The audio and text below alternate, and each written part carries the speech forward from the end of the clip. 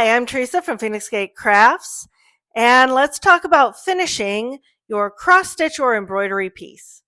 So, the first thing, once you've actually completed all the stitching and gotten everything the way you want and finished off and tacked down the threads the way you want, now we need to wash and iron the piece. Now, not every fiber that you used for the fabric or the thread is machine washable. If you tucked your threads instead of tying off in knots, those are not machine washable either, just because a machine is very rough with fabric. So you don't want anything to come undone. You'll be undoing a bunch of work that way. However, you can machine wash cotton fibers with knots.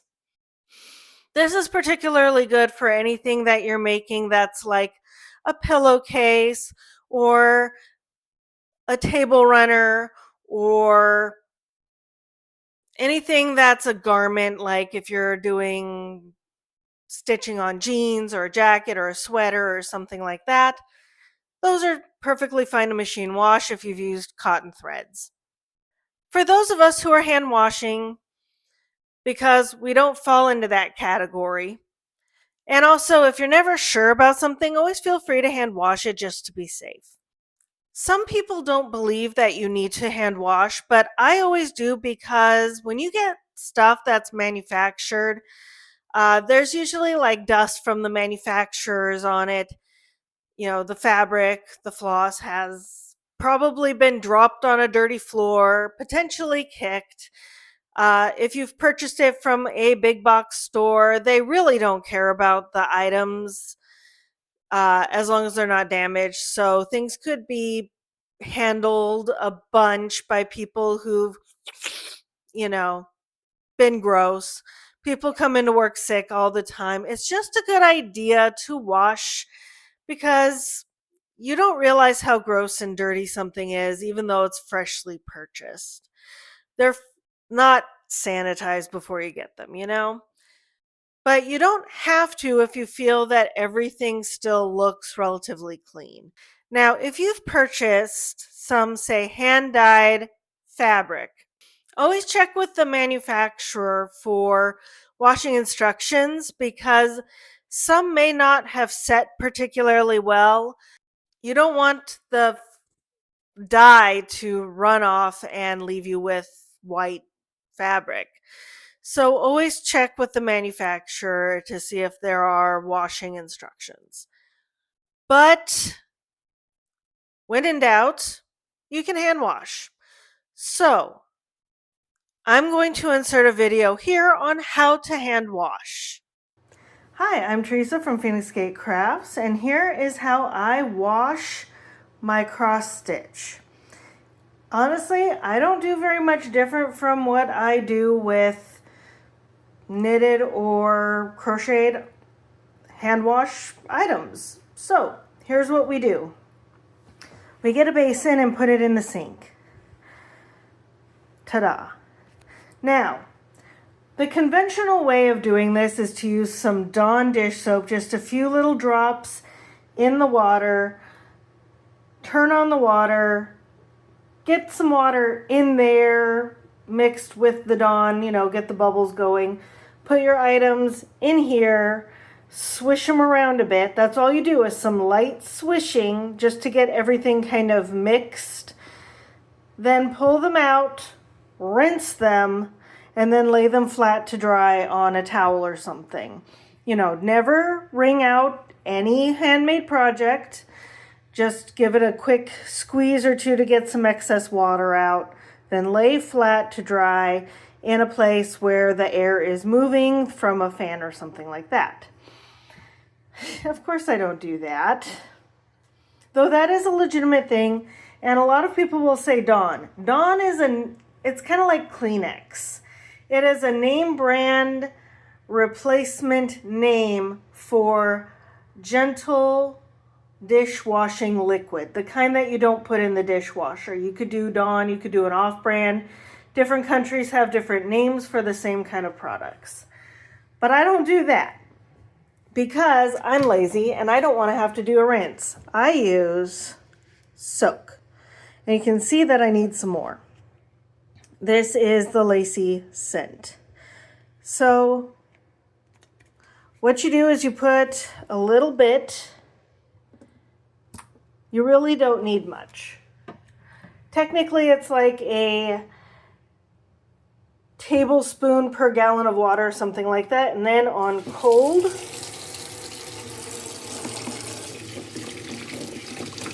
you get water in here.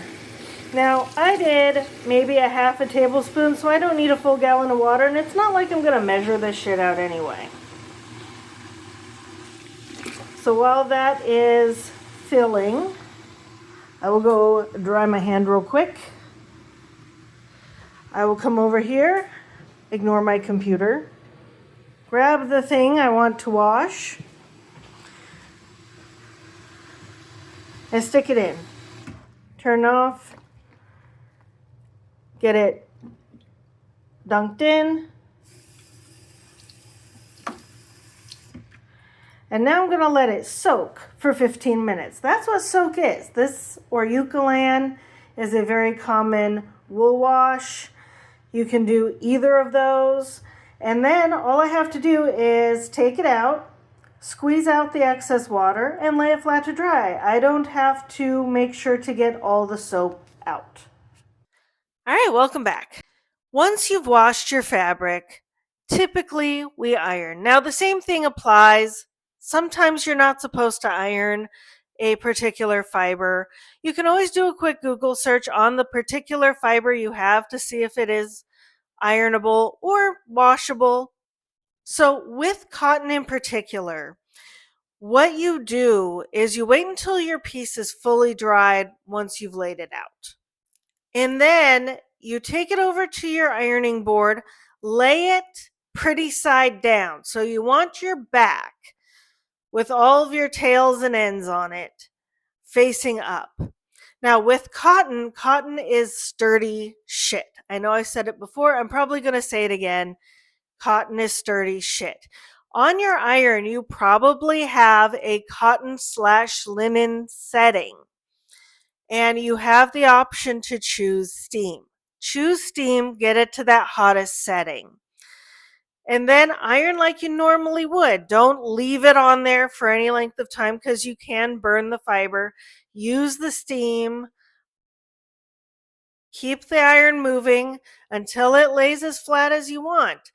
You can leave it in one spot for about 3 to 5 seconds and then move it around a little bit more. Keep going over an area over and over and over again, keeping the iron moving. Where there's a particularly stubborn crease. If you're going to pick one time to iron, it is after you've washed your project. If you've chosen not to wash your project, it's still a good idea to iron because a project that's been ironed lays differently than something that has not been ironed. And something that looks generally flat to your eye may not be as flat as it could be if it was ironed. And depending on how you're going to finish your project, which is framing of some kind, little creases and wrinkles might still be noticeable if you don't iron. Now, depending on how you're going to complete your project, so framing, putting it in a hoop, making it into an ornament, putting it into a card, there's lots of different options, but an iron piece can lay very differently than an unironed piece, and some wrinkles or creases you don't notice when they're just lying there on their own may be more noticeable once it's put into its final form. Now, how do you choose a final form? What do you do if you don't want it to have a final form? Well, there's options. Of course, there's options. And this, by the way, is not going to be a complete list by any stretch. Let's talk about some of the most common finishing up moves. Now, the obvious one is framing. You can do professional framers or you can frame it yourself. And there are a variety of options depending on how much effort you want to put into it. Now, this one right here is a little stitch that I did. Here's a better picture of it and the one that's right above it. These frames that I did are cheap shit frames. I got the frames off of Amazon. I like black frames, in case you couldn't tell, because even though the frames might be different, some might be wood, some might look like wood, some might just be plastic or metal or something, and they all sort of look good together, even if they are different. Like you can see behind me, this frame and this frame are actually quite different. Not to mention, that's a completely different thing, but it all looks sort of homogenized. But whatever your aesthetic, there's cheap framing, there's good framing, and then there's professional framing. So this is cheap framing. And basically what I did is I got some acid-free sticky board that I cut to the size of the back of the frame. You know that cardboard part with the little kickstand that you pull out? This bit. You pull this out, trace it onto the sticky board, and then just cut that out on the sticky board. You want acid-free sticky board because it will last longer. Although some people will tell you that after 20, 30, 40 years, they've taken something off of sticky board and found that it is decayed a little bit, that it's gone discolored or brown, and has basically started to disintegrate a little bit. That's why I put projects that I don't care that much about in the sticky board. And then what I do is I use double-sided tape to tack down the excess fabric on the back. And then I stick it back in the frame. That is exactly what I did with this one, which I put on top of my bar. Now that's something you don't care if it degrades over time. It's going to look good for now. If you ever take it out of the frame, you might have to throw it away. And it is permanently on that sticky board. You can rip it off, but you're going to lose some of the fuzz. Now, the proper way of doing framing is to get some acid-free foam board. Get a good quality frame that you like is the proper size for what you're doing. You can get some mats to put in front to make it look a little bit nicer. A mat, by the way, is this white part on this frame that just kind of covers the front a little bit. It just kind of helps with the nice framing instead of having it go straight to the edge of the frame like this one does. It's optional. It is not required. Now, what you do next is you use pins, like sewing pins, in a method of basically stretching the project a little bit to get all the potential wrinkles out and for it to fit perfectly smoothly and perfectly square in the frame. You use little pins to do that and kind of do a pulling method, and then you sew the back. That will keep it there on the foam board, and then you can put it into the frame and back it as you like. There are other videos that show how to do it. It is a fairly laborious process I have no intention of ever doing, but that is the proper method. This is why you actually need 3 inches on each border around, because if somebody's doing the sewing method, they need that extra fabric to be able to do everything properly. Now, here is a picture of a properly framed piece. This is a piece that I took to a framer's. Now, you will want to go to several different framers in your area to find out who does a good job and who to avoid, and to get a price fix. Now, framing is not cheap. It's not going to be the cost of the frame plus like an hour or 2 labor. Most framing jobs, every framing job I have done has cost over $100. At a Framers, you're going to get the UV protected glass or the UV protective polymer. You're going to get it properly laced. That's actually a question you can ask when you are looking around saying, how do you finish a cross stitch or embroidered piece? What happens on the inside? If they say sticky board and double-sided tape, avoid them. You want them to do pinning and sewing the back because that will not degrade.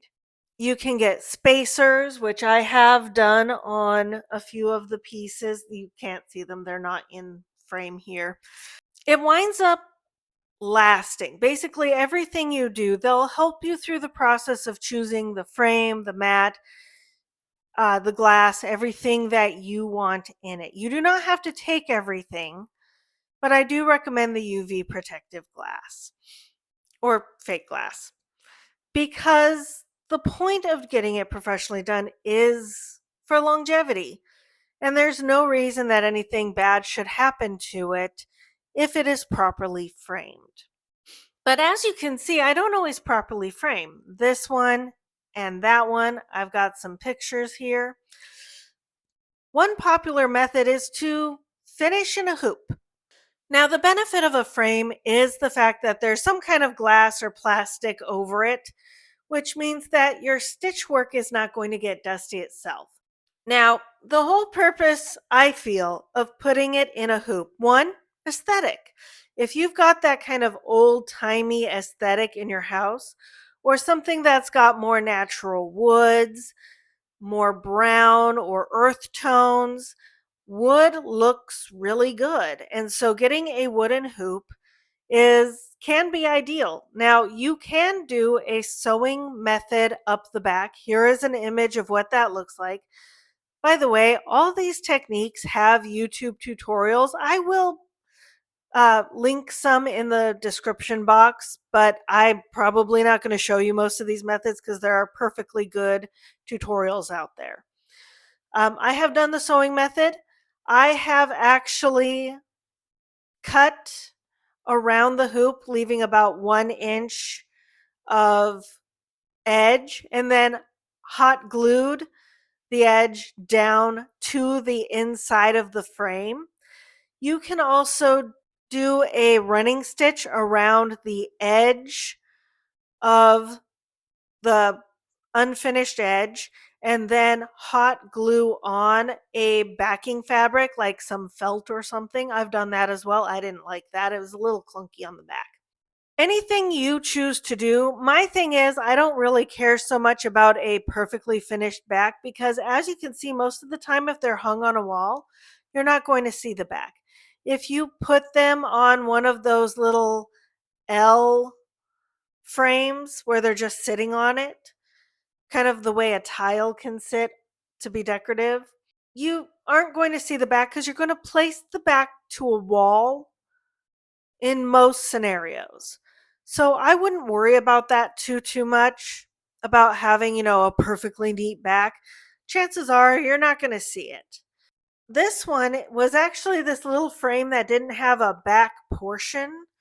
So all I did was I sewed it on. Here's the image of that. There are also techniques where you can make just this freestanding piece using sticky board, double-sided tape, hot glue, and a little ribbon and some fabric and some fluff. Like, the options are limitless on what you want to do. So, whatever floats your boat. I have made ornaments that used a hoop. I have made ornaments that were just a little square piece of sticky board and some felt up the back to kind of cover the double-sided tape. So I can't reiterate this enough. There's so many options. You can even make little cards. I did that last year for Christmas. I made little snowman or Santa or stocking images that I put inside a card, a triple fold card, and then sent out to people in the mail. They loved it. Okay, nobody told me they hated it, so I assume they loved it. My mom liked it. You could also turn your finished projects into things like pillows or pillowcases. That requires a little bit of sewing skill, but it's not that hard, especially if you have a sewing machine and know the basics. You don't even have to finish off a project. There are some people who stitch just for the enjoyment of it and don't actually want to display the finished piece because it doesn't fit their style or their aesthetic, and they can't think of somebody to gift it to. So they don't. They typically have a binder and then they'll fold up the finished piece and stick it in little page protectors. And then they'll just keep it that way. Whenever they want to have memories, they can just look through the pages. There are people like me who don't feel that a piece is truly finished until it's in its final form. And then there are people who don't care that much. And either way, perfectly cool. So, anyway, I hope you found this useful and helpful. Happy crafting, whatever craft you choose. Bye.